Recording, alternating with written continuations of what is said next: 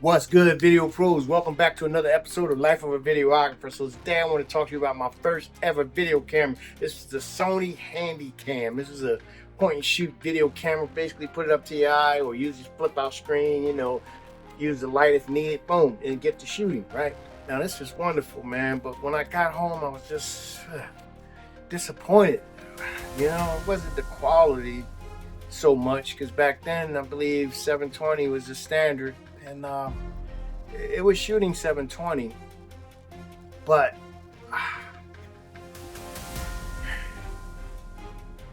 it just didn't have that cinematic look. I mean, there was a lot of things wrong with the footage.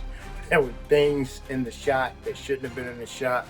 I was just pressing record and just going, man. I mean, that's what these cameras is built for, capture those family moments. Just grab the camera and record the action or record the moment. I wanted my videos to look more like Hollywood style, that cinematic look. So I started doing a little bit more investigating on what I would need to do to accomplish this. And first thing was first, got to thinking that I need to learn more about photography and start there. Now, I went out and bought my first DSLR. This was a Canon T2i, which shot video as well as took photos. So I said, this is perfect. And if you have one of these in your possession, as far as a DSLR, you ready, set, go, because you got the best of both worlds right here.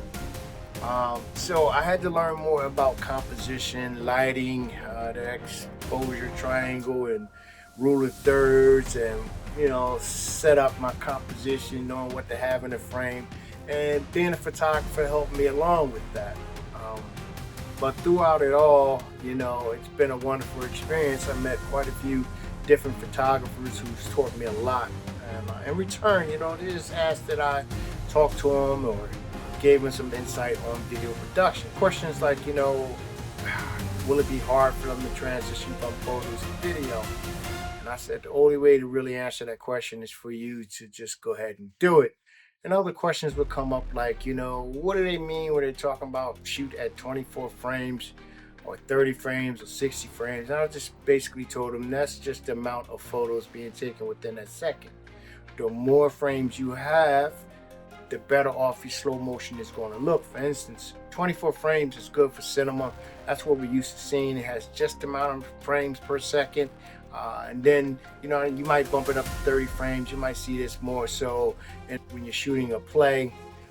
But there's various reasons why. But anyway, I explained to him that it's just the amount of pictures being taken within that second. More frames, the better off you will be with slow motion. But it does take up more actual space. So I understood. The other thing was, they wonder, how can I, keep everything in focus when it's on the move? Well, at the time I was using what they call automatic focus, and it worked fairly well. And most photographers shoot in manual mode as well as manual on their camera.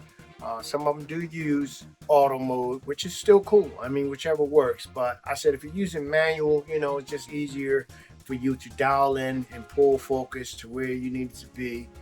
Meaning, you got everything in the shot which you want to be in focus.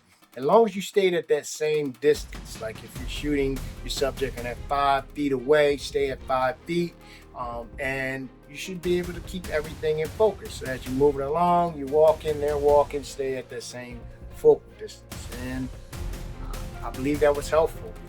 They were a little nervous, when it came down to doing, the editing with the software.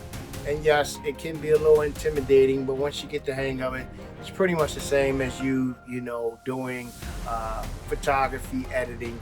The only difference is what you do to one frame, you might want to do to all frames, or you might want to switch it in between. There's ways of, changing certain scenes or certain photos or certain frames to what you needed to do or what you needed to look like. So, just have a lot more to work with, but, it's doable. So if you're a photographer and you're a little, let's just say, nervous about moving over from photography to videography, just go ahead and do it. You can do it, man. You're one step ahead of most videographers because you know about composition, lighting, and exposure, and shutter speed. All right, so hope this helps y'all.